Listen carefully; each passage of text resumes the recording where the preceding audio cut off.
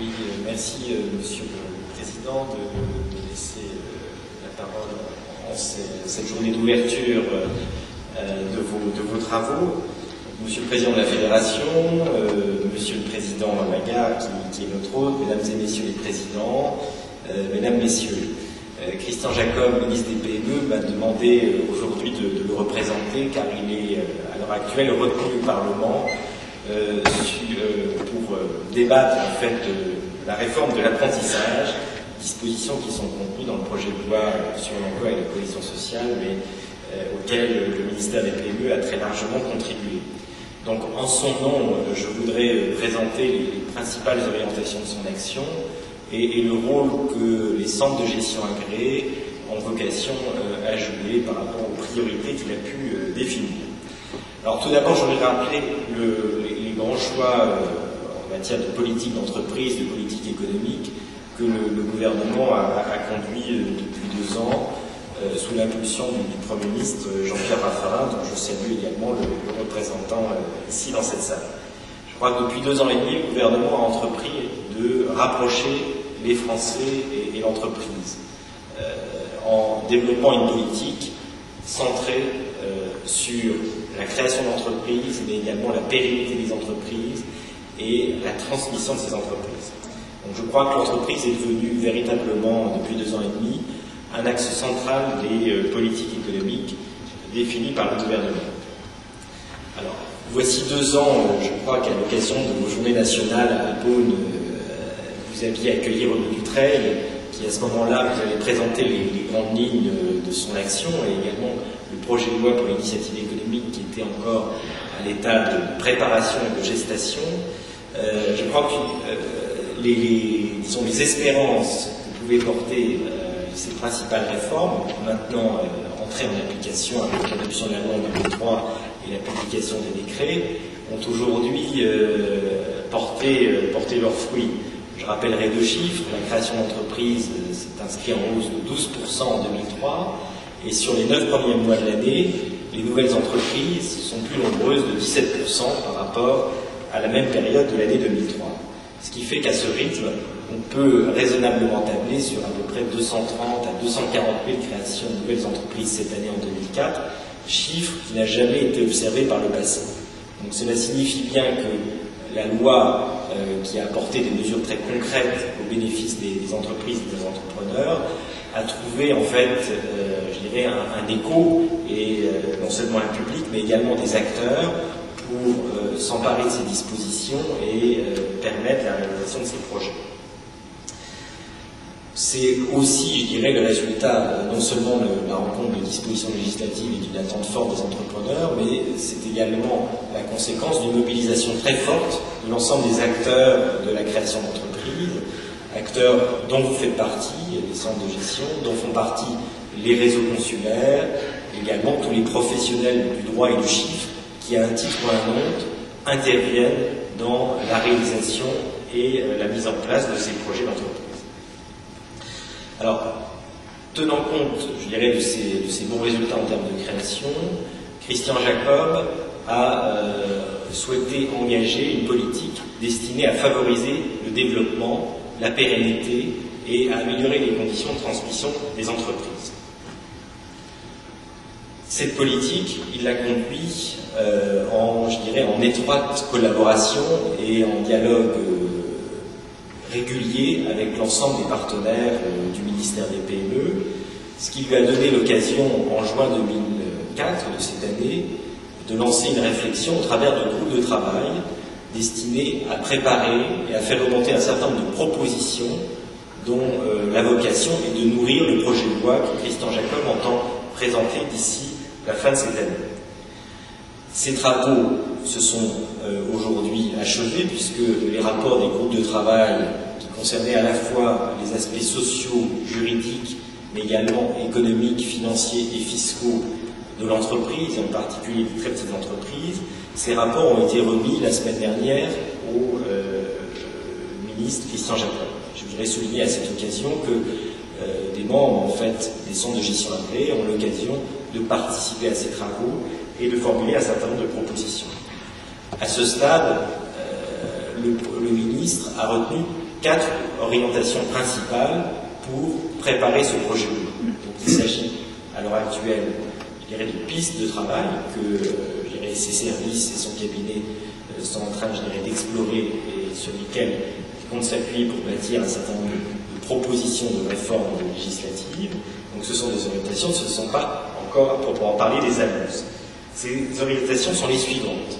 La première consiste à renforcer la viabilité des entreprises nouvellement créées.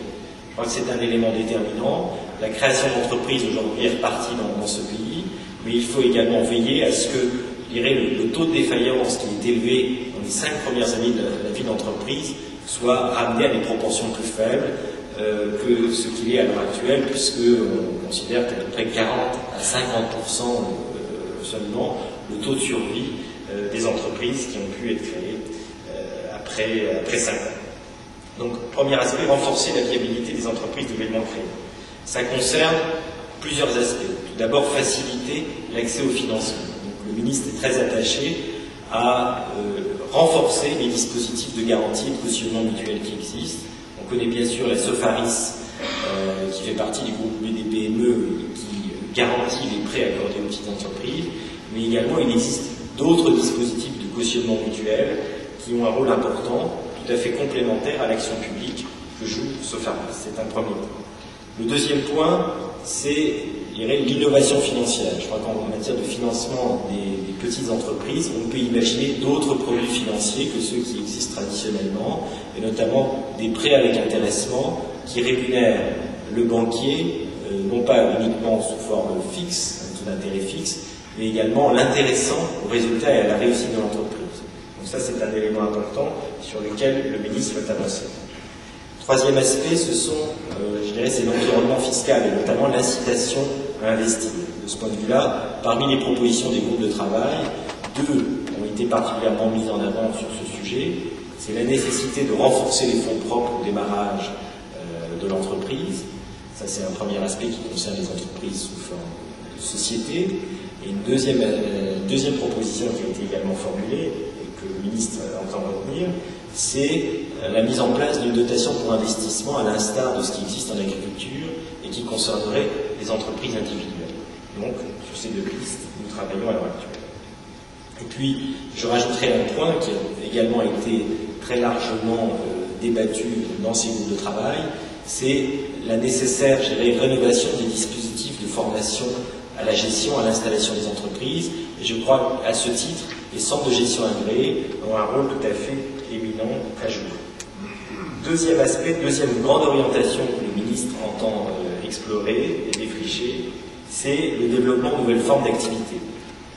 De ce point de vue-là, il y a un premier élément qui est très important et je crois très attendu par, je dirais, l'ensemble des entreprises adhérentes à vos centres, c'est la création, je dirais, vraiment l'instauration d'un véritable statut pour le conjoint collaborateur.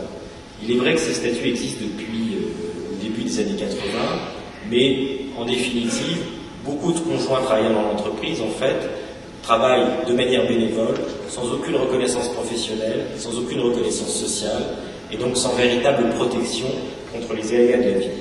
Donc, ça fait partie, je crois, des revendications légitimes du secteur du commerce et de l'artisanat, et sur ce point, je crois qu'il y a quasi unanimité, donc le ministre est tout à fait décidé à rendre, en fait, obligatoire le choix d'un statut pour l'ensemble des conjoints travaillant dans l'entreprise, afin non seulement de conférer des droits sociaux à ces conjoints, mais également aussi de leur permettre d'accéder plus largement aux dispositifs de formation professionnelle qui existent, et également permettre la validation des acquis de l'expérience, parce qu'il n'est pas normal qu'après 20 ou 30 ans de collaboration étroite au sein de l'entreprise, un conjoint soit considéré comme une personne n'ayant pas travaillé effectivement dans l'entreprise.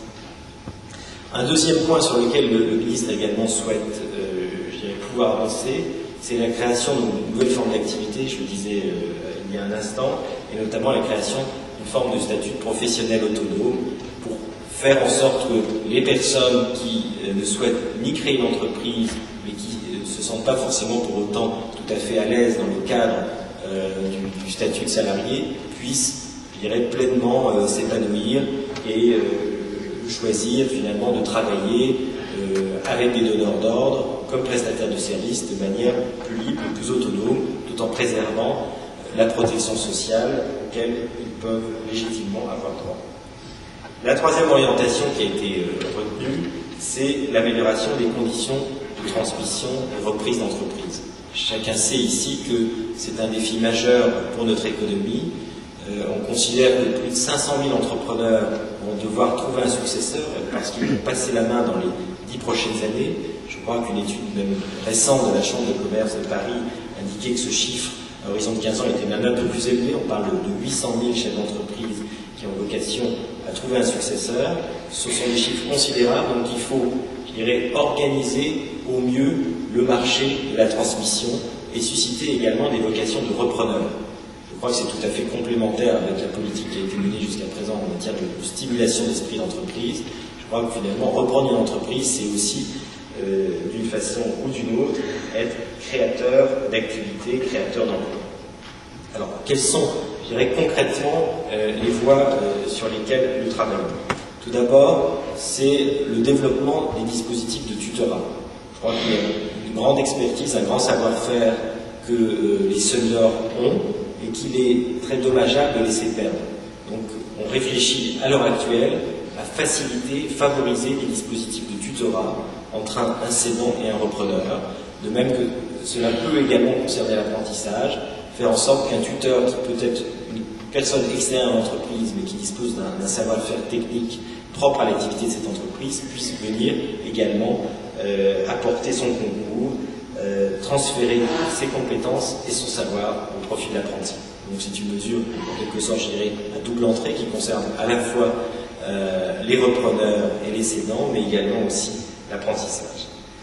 Le deuxième élément, c'est l'introduction, la création d'une prime de transmission accompagnée. Il existe une indemnité de départ, mais on sait également que cette indemnité, finalement, elle a surtout pour effet d'inciter à, je dirais, laisser péricliter un certain nombre d'activités. Donc on souhaite, pour une partie, en fait, de cette indemnité de départ, la transformer en prime de transmission accompagnée, afin d'inciter pour la partie des entreprises qui, à l'heure actuelle, rentrent, je dirais, dans le cadre de l'indemnité de départ, pour inciter les cédants, finalement, à trouver un repreneur, plutôt qu'à mettre définitivement la clé sous la porte et à laisser souvent le tissu économique se restreindre. Troisième aspect, c'est la mise en place, en fait, de bourses nationales ou régionales de transmission. Il y a un certain nombre d'initiatives qui ont été prises dans un passé récent, à la fois par les chambres de métiers et les chambres de commerce. On constate au jour d'aujourd'hui que ces initiatives sont bonnes, mais qu'elles ont sans doute besoin d'être reliées, d'être amplifiées par la création d'une grande base d'information qui n'aurait pas vocation à se substituer aux expériences concrètes qui ont pu déjà être menées et qui ont un rôle tout à fait utile, mais à fédérer, à réunir une masse critique d'offres et de demandes d'entreprises à céder ou à reprendre, et à ainsi faciliter et organiser au mieux le marché de la reprise et transmission. Et puis, nécessairement, quand on parle de transmission, on pense souvent aussi à la fiscalité. Je crois que beaucoup de choses ont été faites, ont été introduites dans la loi pour l'initiative économique qu'avait présentée dans le Parlement de Vitreil l'an dernier. On est, je dirais, de ce point de vue-là, tout à fait prêt à regarder les améliorations nouvelles, complémentaires qui peuvent être apportées à la fois du point de vue fiscal naturellement, mais aussi du point de vue juridique sur faciliter les opérations de transmission d'entreprise, transmissions qui peuvent être transmissions à titre gratuit, il faut aussi le rappeler, comme des transmissions à titre onéreux. Quatrième orientation qu'entend privilégier Christian Jacob, c'est la nécessaire simplification de la vie quotidienne des chefs d'entreprise. Je crois que, notamment dans le secteur de l'artisanat, on souhaite faciliter, favoriser en fait le libre choix entre entreprises individuelles et entreprises sous forme de société. Donc de ce point de vue-là, le ministre entend agir particulièrement et faire en sorte que le droit qui entoure l'entreprise, il y a des simplifications importantes qui ont été améliorées en matière de création, mais le droit général autour de l'entreprise soit encore simplifié, facilité, rendu plus compréhensible pour l'entrepreneur. Et puis le deuxième aspect, c'est le chèque emploi TPE. Le ministre connaît les débats qui ont entouré le lancement du titre emploi-entreprise. Il entend reprendre les choses à la base pour, je dirais, d'une part, apaiser les tensions qui ont pu naître dans un passé récent, mais en même temps, il est tout à fait déterminé à répondre aux attentes des chefs d'entreprise, et notamment des chefs de petites entreprises, qui sont trop souvent perdus dans la complexité du droit du travail et du droit social. Donc de ce point de vue-là, il entend avancer, mais en bonne intelligence avec l'ensemble des acteurs, et notamment les experts comptables, sur ce sujet. Alors, voilà, j'ai tracé les principales lignes de force qui vont structurer ce projet de loi que le ministre Jacob entend présenter d'ici la fin de cette année. Et je voudrais m'adresser plus particulièrement à vous, à ce moment de mon exposé. Donc, je crois que sur les questions, je dirais, d'accompagnement, de transmission, de prévention des difficultés des petites entreprises, je crois que les centres de gestion, et je m'exprime là vraiment au nom du ministre, les centres de gestion ont un rôle tout à fait éminent à jouer. Trop souvent, et je crois que c'est une revendication qui se fait régulièrement au jour, c'est un créateur ou un repreneur d'entreprise, peut-être accompagné au départ par un dispositif, les réseaux d'accompagnement, mais je dirais, une fois qu'il est lancé, très souvent, il a encore besoin de conseils, il a besoin, je dirais, d'avoir un regard extérieur sur son activité, il a besoin d'avoir des experts, un contact, des connaissances juridiques, sociales, fiscales, qui n'est pas forcément facile de trouver dans un environnement où il se sent extrêmement isolé. Je crois que de ce point de vue-là, Christian Jacob est très attaché à ce que les dispositifs d'accompagnement, quels qu'ils soient, et notamment l'accompagnement et la formation que peuvent apporter les centres de gestion, se renforcent. C'est vraiment un point très important sur lequel il entend consacrer, je dirais, toute son attention. Je sais que sur ces aspects, vous avez fait des propositions qui est destiné à renforcer l'attractivité des centres de gestion, en particulier pour les entreprises sous forme de société. Je crois que c'est un sujet qui est important et qui fait l'objet d'un examen très attentif, à la fois de la part de la tutelle, c'est le ministre du Budget, mais également du ministère des PME et des services concernés, Direction générale des impôts d'une part, Direction des entreprises commerciales, artisanales et de services. Je crois pouvoir le dire aujourd'hui, j'ai bon espoir qu'on puisse trouver une solution qui puisse répondre de ce point de vue-là à vos attentes, mais il est encore un peu tôt aujourd'hui pour s'exprimer de façon définitive sur ce sujet. Et je voudrais vraiment signifier aujourd'hui, je dirais, toute l'attention que porte Christian Jacob à vos propositions et au rôle que peuvent jouer les centres de gestion en matière d'accompagnement des petites entreprises. De ce point de vue-là, je crois que les travaux que vous avez engagés d'ores et déjà, notamment pour compléter ou améliorer les dossiers de gestion et introduire des dispositifs, notamment en matière, je dirais, d'indicateurs d'alerte, de prévention des difficultés des entreprises, en partenariat avec les CIP et avec l'ordre des experts comptables, nous semblent être des voies tout à fait intéressantes et sur lesquelles nous sommes prêts à engager vraiment une action forte, une action de soutien par rapport à ces initiatives. Donc ça, c'est un élément très important. Le deuxième aspect, puisque j'ai parlé de l'accompagnement et de la prévention, c'est la question de la transmission d'entreprise. C'est un élément très important qui sera à la fois, je dirais, dans le projet de loi, mais on sait bien que sur ces sujets, tout ne se définit pas dans la loi. C'est également, il y a également une dimension psychologique très importante, puisque finalement, une transmission est réussie, c'est une transmission qui se prépare. Et pour la préparer, il faut pouvoir sensibiliser suffisamment tôt, suffisamment à l'avance, le chef d'entreprise. Donc je crois, là encore, les centres de gestion qui sont, je dirais, dans l'entourage très immédiat et très direct du chef d'entreprise ont un rôle tout à fait éminent à jouer dans les je dirais, toutes prochaines années pour sensibiliser les chefs d'entreprise.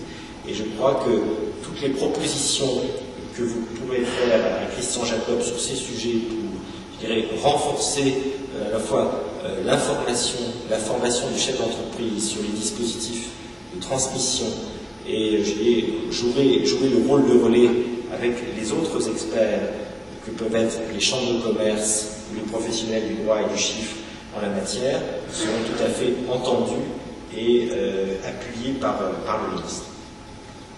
Donc voilà, je dirais, les grandes orientations qu'entend suivre Christian Jacob sur ces sujets. Je crois qu'ils rejoignent pleinement vos préoccupations. Vous avez d'ailleurs un programme de travail extrêmement chargé pour ces 2 jours. Beaucoup des sujets, ou la plupart des sujets, ou la quasi-totalité des sujets qui vont être évoqués dans vos ateliers sont des sujets importants pour le ministère des PME, qui est aussi le ministère des très petites entreprises.